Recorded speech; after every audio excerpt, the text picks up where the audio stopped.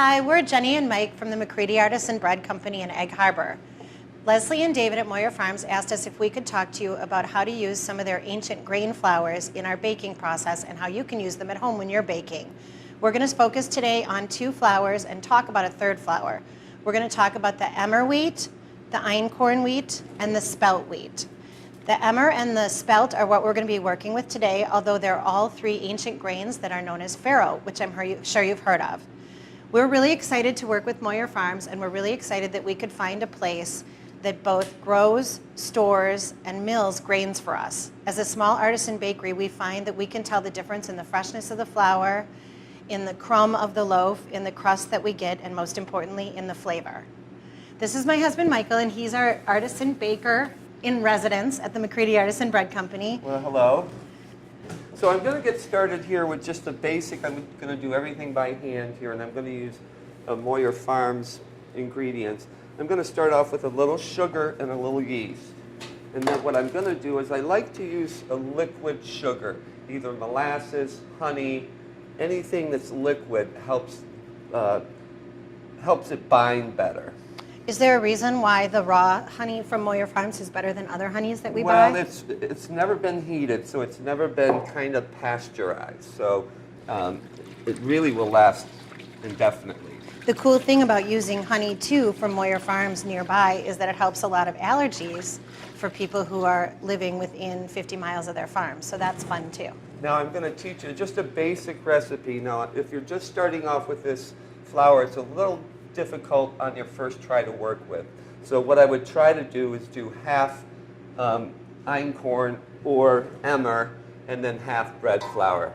And then I'll show you the proper consistency of how to knead it, how long, what it's supposed to look like. Sweetheart, how does the einkorn flour, or this is the emmer flour, how does this differ in texture and feel from a regular bread flour? It's a little lighter, believe it or not. And it's lighter in weight because it's ground to our specifications, which Moyer Farms does. But I'll put it in here and then I'll get going here. And we're showing you how to do it by hand. We, of course, have our large mixers in the back, but we make sure to touch every loaf that we do, and Michael takes it out of the large mixer and kneads it by hand. Everything gets kneaded by hand, so half of the total time is by hand. So every single loaf that goes out is touched by both of us, actually. And you'll see that the flour consistency can vary from day to day. See, it's pretty soft here, so I probably could add a little bit more flour. Is the hydration different when you're using the flours? The hydration is a little bit different. I put 8 cups of flour to 4 cups of water. Is that a good way to start? That's a perfect way to start. It's better to be too wet than too dry. How come? Well, because it's harder to mix it in. Okay. So what I'll do is I'll get this on the board, and while I'm doing that, you can open a little bit more and throw it on the board for me. So now it feels kind of wet and kind of cold and a little lumpy. Right. And so what I'll do is I'll throw a little flour on there, and then I'll start kneading it. Okay. So probably 2 tablespoons. Oops. And that's fine. What I'll do is I'll throw it on there, and my technique is to pull back, push, quarter turn, pull back, push, quarter turn. This will go for a good, I would say, 10 to 15 minutes. But as you can see, it's already coming together. So quarter turn, pull back, push. Quarter turn, pull back, push. And then you keep doing that. Can I have a tablespoon more, honey? Yeah, sure. On top. Right on the board. See, and I'll keep kneading this. I can see how the texture is changing as you're kneading Yeah. it. And the ancient grains, you want to talk about farro and where the grain came from 10,000 years ago? I was going to say, these grains originated 10,000 years ago, and Moyer Farms was lucky enough to be able to procure the seeds to grow them for us locally. That means they're higher fiber, higher in protein, and they don't have a lot of the stuff that people are trying to stay away from. They don't have bleach, they don't have pesticides, they don't have nitrates, they don't use Roundup on their fields. So what we find is that a lot of our folks who are gluten intolerant are able to tolerate these breads, which is one of the exciting things about being able to bake with the ancient grains. A lot of people can have ancient wheats that haven't been modified for ease of growing and harvesting and baking over the years that can't have more modern, readily available flours. Correct. And it hasn't been messed with in 10,000 years. So it's a very pure, clean product. Our customers love it. They love the nutty flavor, and they love that it doesn't upset their bodies when they eat it. You want to feel this and see how that feels? It's still a touch sticky. Still is, right? So what we'll do, we're probably at about 4 minutes now, another 6 minutes. But while I'm doing this, what I'll do is I'll pretend it's been that long. Okay, should we stop for a moment? Pull this aside, and we'll keep going. Okay, so now what? And then Ta-da! what we'll do is we'll cover this. Cover and this? We can leave it just like it is. So how long would somebody, this has been kneaded for about 10 to 15 minutes? 10, 15 minutes, and then you let it double in size. So what you did is you put this in a bowl, Correct. and then you covered the bowl. How Correct. long did that take? It depends on your kitchen. Okay. So it could take half an hour, it could take an hour, it could take 45 minutes. What are we looking for? How will somebody know when it's done? Well, when it's double. Okay, so So- this was probably about an hour or two? Right. And you can see this is a little sticky too. Now, depending on the humidity and where you're at, we live so close to the water that our breads can change by 10, 15% in hydration. That's why we talk about feels so much, because if something feels a little sticky or a little wet, you can always add more flour. If it doesn't, you can add more hydration, but we really use our senses to figure out when something's done. Oh, you So, want to show this yeah, part? This is what makes me happy. This is all the gluten that's developed in there. And another way that I can make this gluten stronger, this is another trick, and it's called folding. So what I'll do is take the dough, fold it, and that'll give it more body. And you're doing this after one rise, right? After one rise. Okay, So really we go through probably 4 full knockdowns, great. 4 full rises. Each time we knock it down and let it come back up, it gets a richer and a, Correct. fuller flavor. But at home, would someone have to do 4 knockdowns? No, they don't even have to do one. They could just do it like this? Just one rise. But I'll go through the technique. Sure. And I'll go through it right now. Okay, So you're going to have to talk for a second. I have to grab my okay. spatula. So what I'm seeing is this one is a little airier, of course. And as Mike has worked with it, it's gotten a lot bigger and different textures have built into the dough over time. You can see kind of the ripping of the dough here, which is a good sign for us that it's ready to move on to the next process. And we're really baking here, so right now I'm going to take We're out open later today. a large loaf. And this is what we use for sandwiches. We serve sandwiches every day.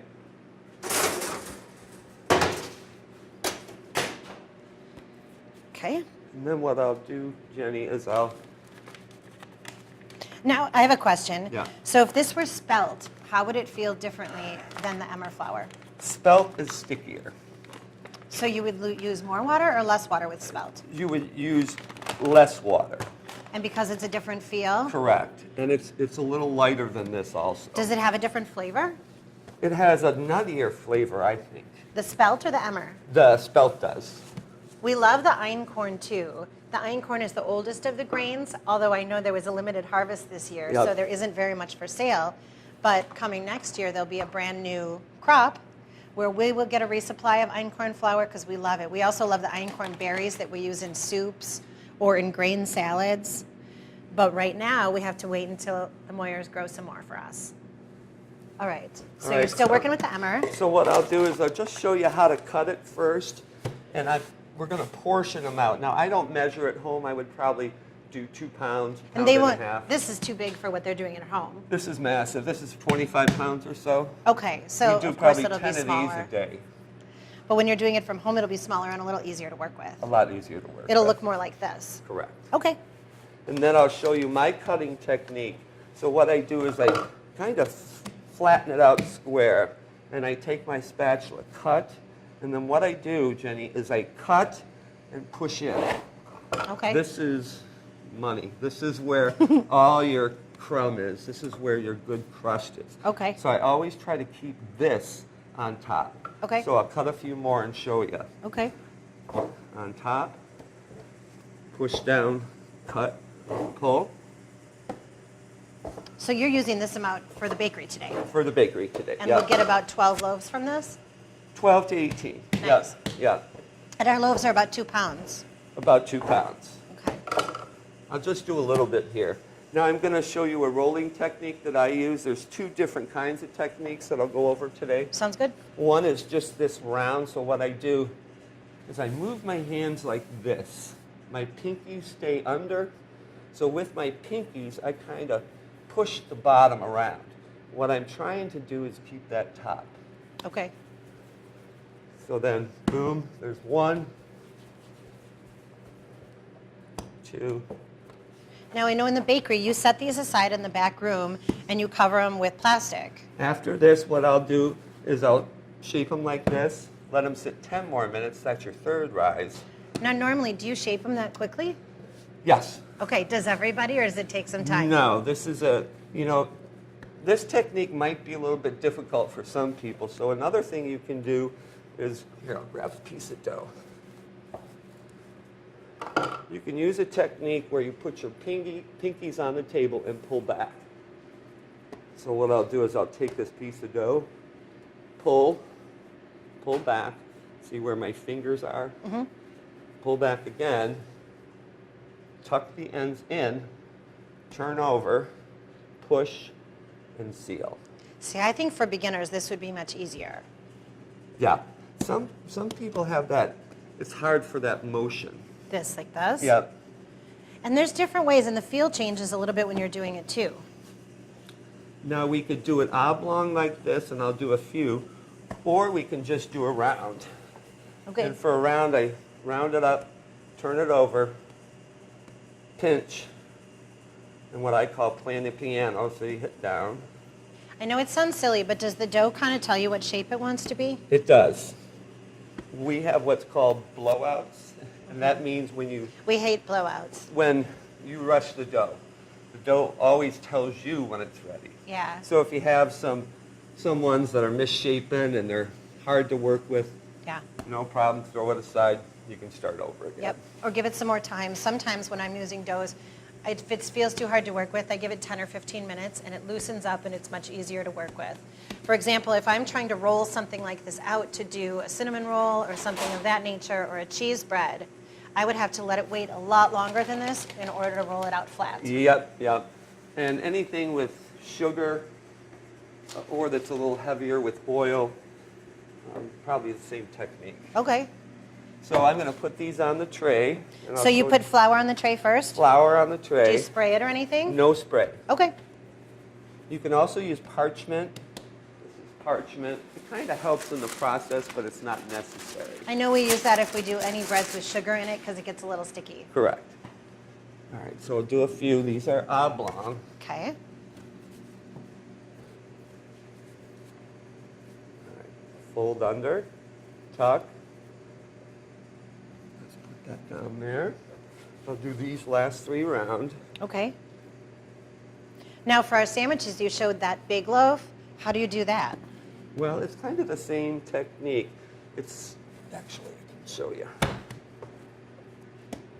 So it's about 6 pounds. And so what I do with this is try to get it as close to the shape that you want it. Put this down, spread it out. Now for a novice baker, I find this difficult to do. It is hard to do. See, like now it's not working well, so I should let it rest a little bit more. That's showing us that we need to rest more? Right. So that's a good example of the dough telling us when it's ready or not ready. What we find is it's ready for us to shape into these smaller rolls or the loaves, but if we want to do something else with the dough, like make it into something large or make it into something flat, the dough is telling us by its feel and its texture that it's not ready yet. Correct. So what do we do with these? All right, so these will cover. Oh, I can see this getting bigger. Yeah. Cool. And we don't use any proofers or artificial ways of raising the bread. We feel that let nature take its course. If we rush things, which we don't do in this kitchen, we find that we make more mistakes. Yeah, of course. So And it doesn't taste as good. Does not Because if taste we as rush good. the dough, and I've done this many, many times, much to Mike's unhappiness, is I'll rush the dough because I want to be open and I want to get in the oven. And then what happens is what we'll show you, perhaps on a loaf that comes out, if we don't do it right, that's when you get the misshapen loaves and it looks like there's the blowouts that we were talking about. And that happens when we don't wait long enough and when we're not patient enough. Correct. Now Okay, this will so get now what? covered, and it'll probably take anywhere from 20 minutes to an hour to raise. So go do something at home. Go you know, do something some at laundry home, or do have something a glass else. of wine, watch TV. All right. All right. And So then you let it sit where? Just on your table in the let it kitchen? sit on the table. Here's one that I've let sit already. Okay. And so you can see this is a little sticky today. So these are airier. You can see they're bigger and they're airier. And I'm the one who cuts the dough in our business. So what I'm looking for is that there's nothing too tight and that there's nothing misshapen about them. Should I put some flour on top, Go Sweet? ahead and put some flour, and then you can show your cuts. So what we normally do is we use an egg wash. We use a small amount of egg and water to wash the bread. There's Yes. different things that you can do for different results. Some people like a cornstarch and water mix, and that'll give you kind of a crackly topping. Some people like to use milk because it'll make the bread softer. So it's really going to have to be whatever you like. Even water for our French country bread, what we do is we just use water on top. So we paint it on like you're painting, and that gives it a really, really crunchy crust. Yeah, that's what we like. So see, as I put the flour, and I'm using the same flour, the emmer flour that we use to make the loaf on top of the bread. We do that for a couple reasons. One, it makes the loaf more beautiful. Two, it makes it easier for us to cut, and we'll talk about cutting in a second. And it differentiates the different breads for us as we're selling them. We're taking a few breads out now. These are not the ones that we're displaying, but this is a cranberry cherry. We sell a lot of cranberry cherry bread. We're in Door County, so everybody has to go home with something cherry. And my wife does these wonderful pies every day. They're We make chicken pot pies and beef pot pies in the winter because everybody up here needs comfort food. And the including crust us. is all handmade with pure butter. Yes. We use a butter crust. All right, so you want to show them how to Mm-hmm. cut it too? So I put the flour on it, and I'm not sure if you saw that, I just moved it around. I like to kind of shape it and make sure there's no sticky parts on top. And there's a few ways that you can cut it. The way that we cut the dough determines how the final loaf will turn out. So for example, if I decide that I'm going to cut just for beauty, I often don't get the shape bread I like. Right. So what we find works really well for these oblong loaves is I'll do one cut in the center, and then I'll do two cuts on each side. Show a couple different other cuts. Sure. What this does, I'll kind of show you here. This is the cut that we like to use that turns out best the most often. So you can see the little holes in the gluten development on this. You know it's right when you can see those little holes. And that's what makes a beautiful, beautiful crumb. Yes. So that's one way to cut it. That's kind of the safest way to cut it, and home bakers would do the best probably with that. Sometimes when I'm in a hurry and I want to show that beautiful inside, yeah. I'll just Side go like cut. this. Yeah.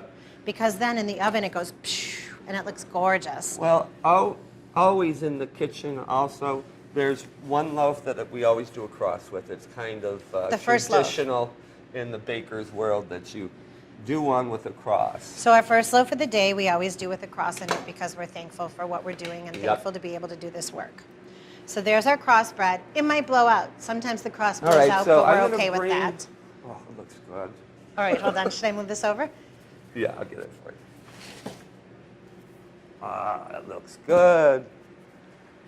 The beautiful, beautiful crust here. Oh, we do have a blowout though. We do, don't you? So we can show you what a blowout looks like, which means we rush this dough a little bit. All right, so first we'll show you how you can know it's done.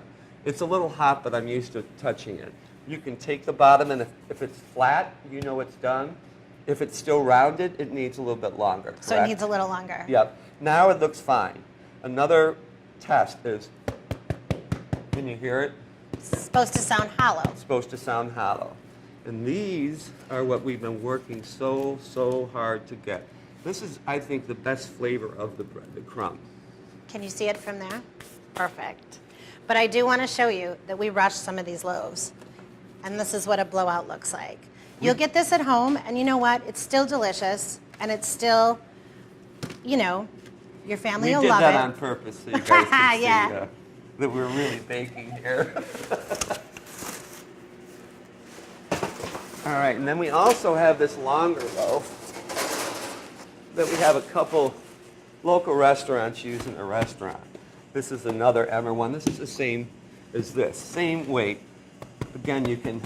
And you have that beautiful crumb. Beautiful crumb. But see, it might need a little bit more time. It's not hollow? No. And with these, since they're so big and long, I like to take them off the sheet pan and then put them back in the oven. And then what do restaurants use these for? For everything, from appetizers to sandwiches to accompaniments with really whatever. Awesome. Yeah. What's next? What's next? Okay. I'm going to show you a couple. I'll show you how to do a French baguette side. So what I'll do is I'll cut this straight down. You can do many different shapes with many kinds of dough. And I'm pushing, so I'm just not crunching it down. So then I have this side. See, it's kind of telling me where to fold it in. So what I'll do is what's called crimping these. And then I like to call this, again, playing the piano. You kind of come back and push that in. And then round it off a little bit. And then there's your baguette. Now, I know from experience that we usually let these rise longer. We do. These are double the rise. Okay, how come? Well, because we want them to be a little airier than normal. Okay, because Yeah. most people have those as like an accompaniment to dinner instead of, say, a sandwich bread, right? But we also make pretzels. We do. So I'll show you a quick, massive jumbo pretzel. So really you can do anything with the ancient wheat dough that you would do with any other Yep. flour. And you can see how... It's got a lot of elasticity. Got it. So I put down, fold, fold, pinch, over, and then you have your pretzel. So when we set it over there for it to rise, you said about an hour for the home baker before they paint and Correct. put in the oven? Correct. And then I'm going to throw these in there too. Okay, and I'm then we gonna can do a see what they couple look more like. Cuts. So this cut also, if you think your bread might blow, because Which we know it might. So what you can do is cut it on the sides, flip it, side, side, side. And so when it expands out. So as you can see, we did them on all the different sides and then across in the center. Perfect. And then I'll throw them in. One thing we don't have is a baker's oven. What is a baker's oven? Well, a baker's oven has a steam injector and usually a ceramic top. What does it do?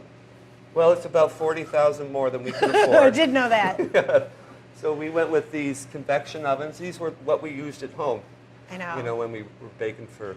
So how did we make it work? Well, we have another trick, and I don't know if we should share this one. We're sharing our trick. But where a little water adds a So the beautiful convection crumb. oven, or the oven that you're talking about, the baker's oven, does this automatically with the Does steam? it automatically. It doesn't have a blower. It has a little button, and you push the button, and it ejects steam into it. So we just do it manually with a cup. Correct. And That's you how can we do do that it. at home, too. And that'll give you that nice crusty crumb. The only thing I would suggest is after you do it, don't open it again or there'll be a lot of steam in your face. Correct. Well, we again thank Moyer Farms. We're so excited to work with them. We love using their product. We've been waiting for a local miller for years now. Mm-hmm. And when we heard about David Moyer and his farm, we really... And they came up here. They've got been doing a excited. really good job of showing people what they do and talking about the benefits of homegrown, local, ancient wheats and flours. Yep. And come visit us in beautiful Egg Harbor, Door County, Wisconsin. We're open weekends, Fridays, Saturdays, and Sundays from 9 to 4. Thank you. Thanks.